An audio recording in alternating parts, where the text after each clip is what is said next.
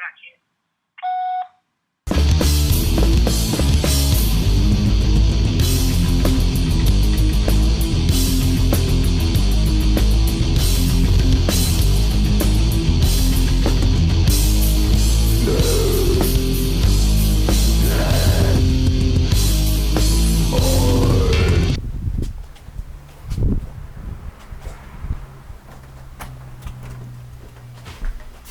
What are you guys up to?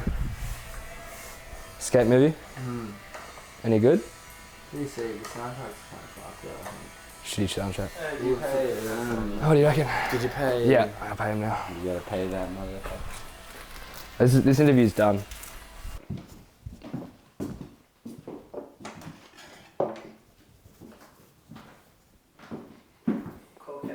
Yeah.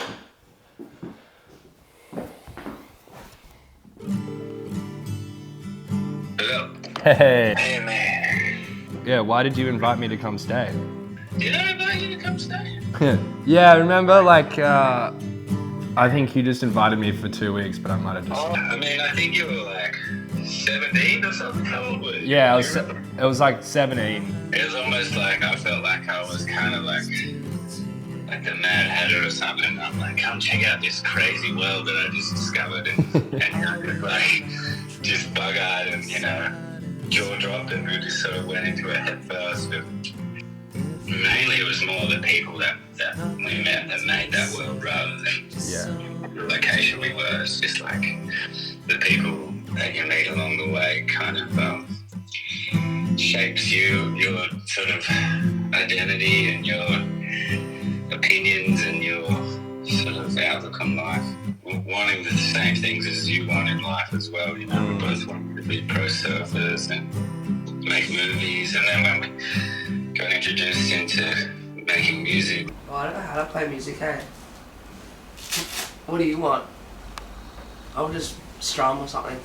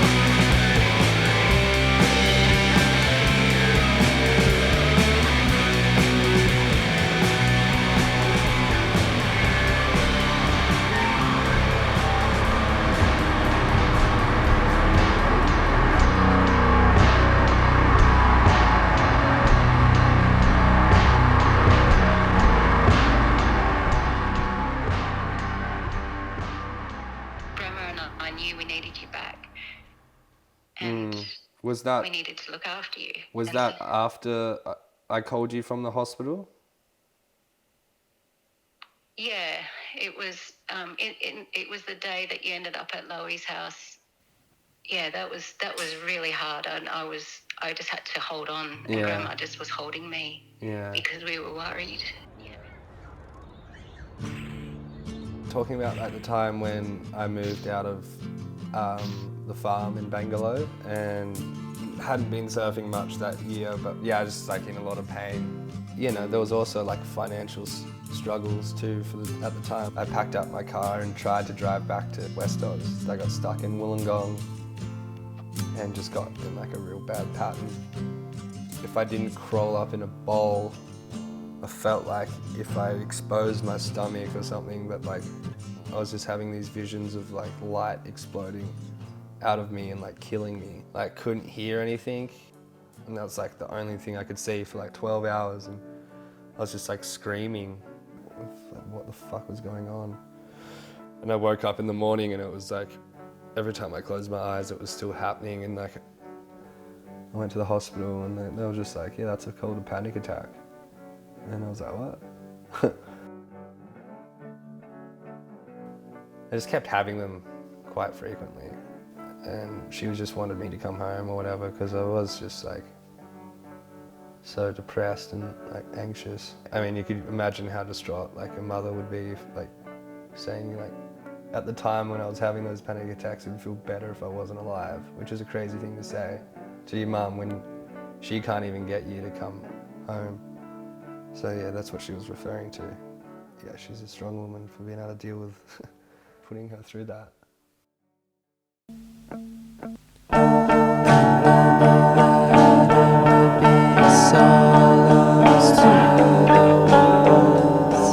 We say so long to you, just in your mind, dust off your crown, grab around your bones, bow down, and maybe that would be so lost to the ones.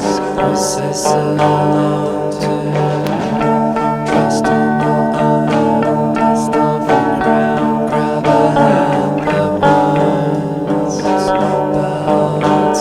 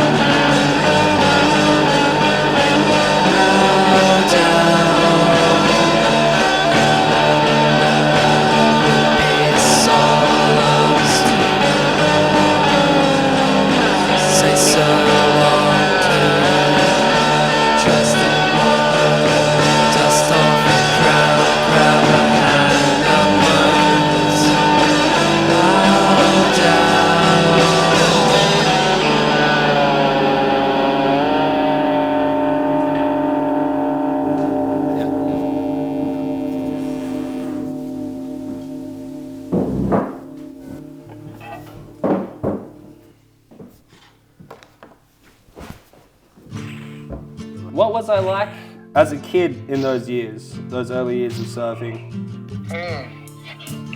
What were you like? Yeah. You're a good boy till you're about 12.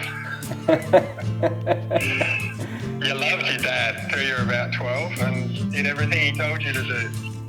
And then after that, you became your own person. If you wanted to make a living out of surfing, you have to do it a lot. And if you're determined and you want to do it, you can be good at it. I think about maybe 10 when we were in Bali and I was videoing you surfing and well, you're just having a great time out at those Chengdu beach breaks and catching heaps of waves and surfing just incredible. Tiny little 10-year-old, I hadn't seen anything like it, so I thought, whoa, you can be whatever you want. It has to come from you. It's going to be a lot of hard work. It's going to be sacrifice, but if you want to do it, you know, stick at it. And some of the things you think you're doing, which will be best for your kids, maybe aren't so much sometimes, but you don't know at the time and you think you're doing the best thing. So. Yeah. And I've done a lot of shitty things to my parents in the years, but there was a period where like I didn't really talk to my parents, both of them.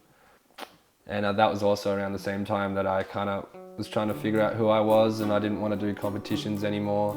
Shaun Manners, the WA boy, is proud. Saw you in the street, we pulled over and I was like, do you want to come to Japan next week? And you were like, yeah, sweet, no worries. I was like, do you have to ask your dad and stuff? And you're like, nah, all good, it'll be fine. Diaphragm drop, diaphragm, fram. What's up, fan? I just thought you could surf, and I didn't know how to accomplish the steps to become a free surfer. So that's why Creed played such a big role in my life, because I just like hung out with him and copied everything he did. Why do you copy Creed? Because I don't have any ideas of my own. Like, I'm not an original person. You're either born with it or you're not. What's Japan like? Shit.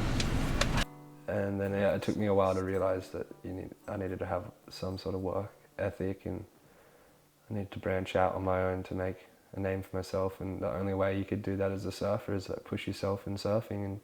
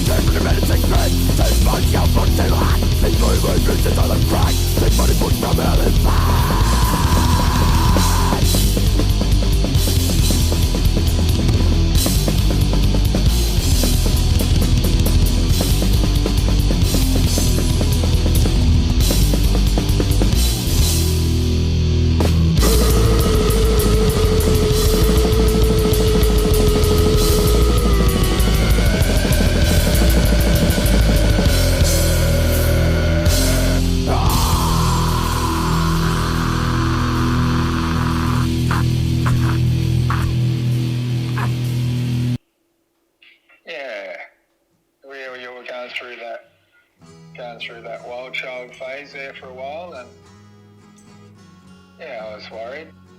I mean, I didn't know a lot what you were getting up to, just hearing bits and pieces from other people, but...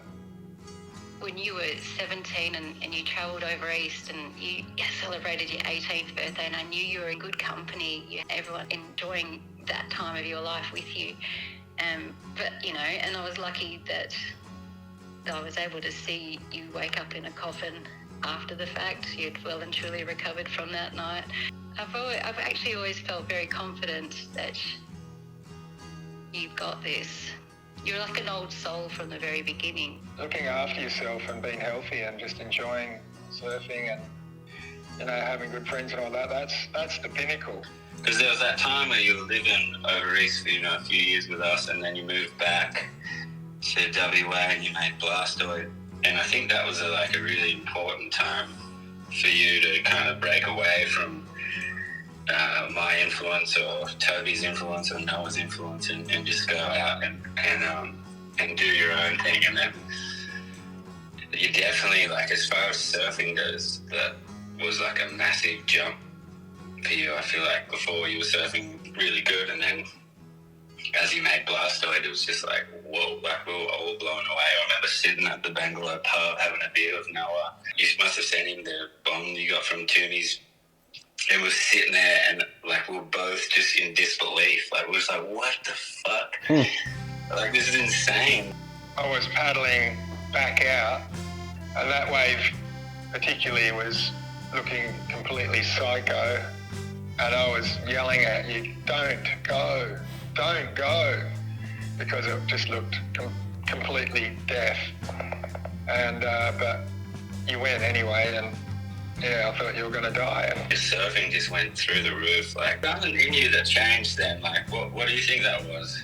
If I look back at that, I'm like, oh yeah, I got all this experience growing up in Margaret River, and then I went to New South Wales and I learned all this other stuff from all my friends. Obviously, like, I wasn't a man yet, but I was like, oh shit, like there's levels to this.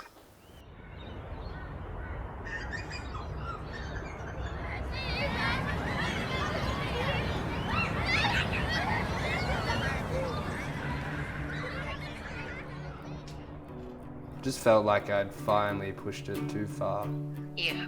I was accelerating so fast in a certain direction that I kind of like ricocheted off into little pieces or whatever. You know, when I did hit the wall, it spread me out real far, and I'm like still collecting the bits or whatever. Like when you describe yourself in pieces, wow, that's profound, Shaun, because that's what you do. You're looking at all these different aspects of you and pick them up again, maybe brush them off and maybe be nicer to them, or maybe put them away. 1, 2, 3, 4.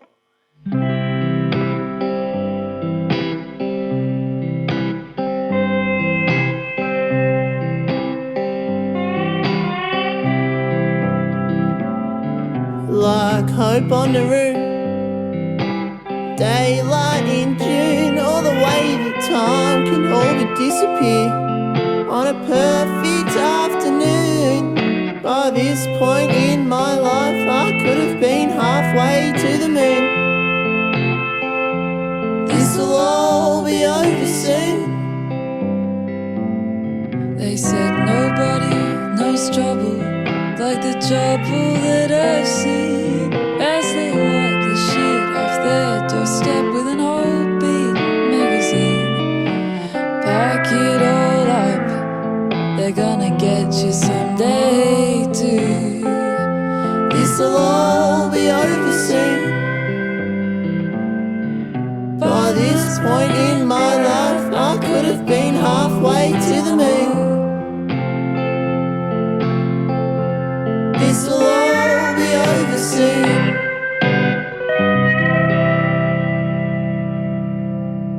I am in the future.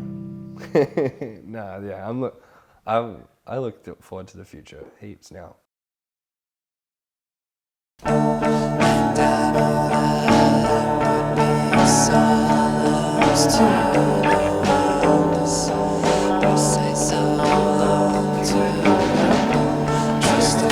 I crashed his car and I gotta pay him back.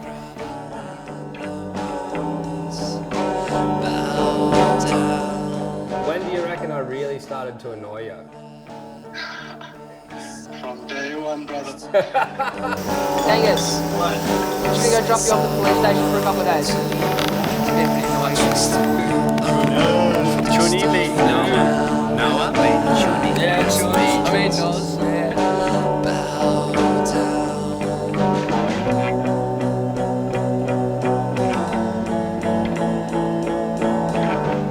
Get into the car. Ta-da. Bye-bye.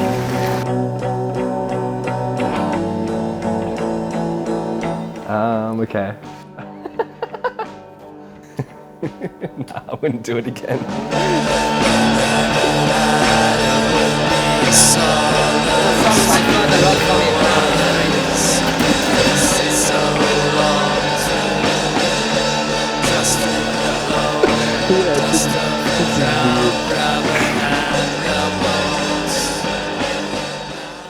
Sometimes I worry about you, John. Sometimes when you catch those big waves, my heart stops a beat.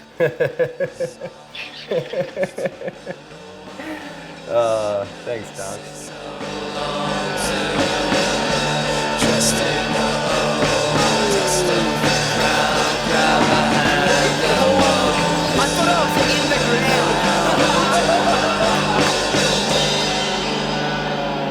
Have you noticed anything that I may have inherited off you over the years?